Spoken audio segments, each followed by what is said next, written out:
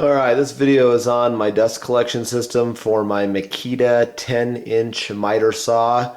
It's the DXT. I love the saw. I hate the dust collection on it. It's bothered me since I bought it. I've done 3 different attempts at making systems for it and none of them worked that great. This was my this attempt I've had for 6 months on there and I love it. It's working awesome, so I thought it was worth sharing. I'll break down each component and then show you how I did it, or I'll show it to you first and then break it all down. So what this is behind it is 3-inch pipe. So this pipe is plastic pipe you can get at Lowe's. As you can see, the pipe runs behind the saw. It's capped on one side and then it has a cavity that I've cut out on my bandsaw where the air is sucked from or sucked through. That goes off to the side here. And using this 3-inch pipe allows me to still maneuver the saw and be able to do 45-degree miter cuts on it. The pipe then goes, this is just standard like sewer fittings, down to one of these rockler pieces that has a 2-inch wing on it. And that wing does come up to the back of my saw, which is important to have suction on both parts of it, behind the fence and out the back of the saw. So this goes underneath my table. This is a blower that was on one of my kids' bounce houses, and the bag I bought off eBay. I think it was like 20 bucks. If you don't have a bounce house blower, you can get one at Harbor Freight. They're like, I think they're called 1 horsepower dust collectors. They're relatively inexpensive. But how this works is you take the blue tape is supposed to represent where you cut. Once you make your cut, you can actually rock it backwards, because the saw blade is going to go at an angle, if that makes sense. It's not going to come in square. So you make your cut, put the pieces in there. It's important to secure it well.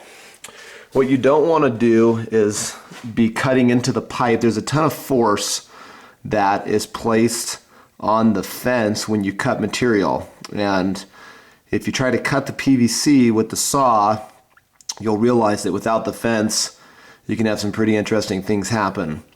I didn't want this to be permanent, so what I did is I used zip ties here, and the zip ties provide tension, but there's wooden wedges. So when I want to take this thing out, I can just slide a wedge and now it moves. The wedge also allows me to put the right amount of tension to make sure that it's super tight in there when I'm using it. Another good thing to do is you can see that there's duct tape in there. The duct tape provides an excellent source of suction, but when the blade hits it, it's way less aggressive than if you hit this PVC pipe. So you can see where I've made some miters here. Now that they're in place, it really doesn't matter. The saw works fine. But you could essentially make a pretty big cut and then wrap the whole thing back up with duct tape, and you'll get like a zero clearance dust collection on your blade. Sometimes you got to widen out a little bit because you actually want a cavity for it to be able to have all the chips go in. So the table is really clean.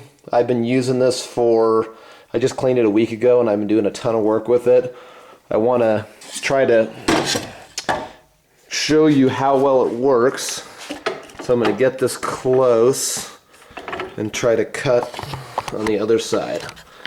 So another neat thing, if you don't have one of these, you get these on Amazon. They're remotes for your dust collecting system. They're like $5. So I'm not going to show you without it on, because if you're looking up this video, you probably already know how messy they are. I'll turn the system on and make some cuts, and then we'll go from there. So it's going to get a little loud if you want to turn your volume down.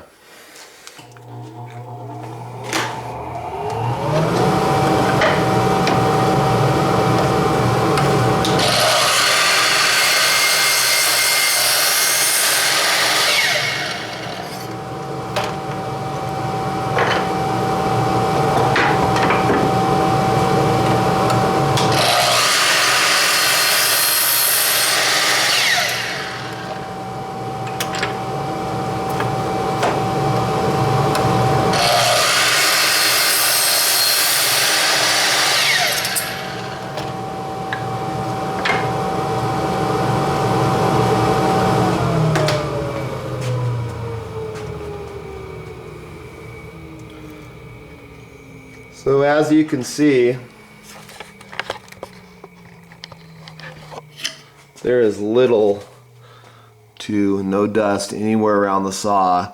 The best thing that this does is it gets rid of all the airborne that blows around everywhere and gets in your mouth.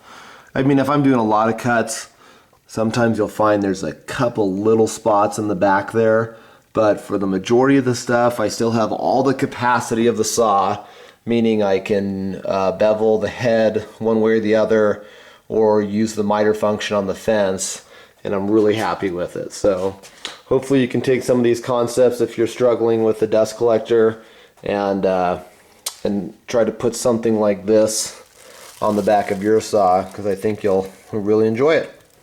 Have a good night.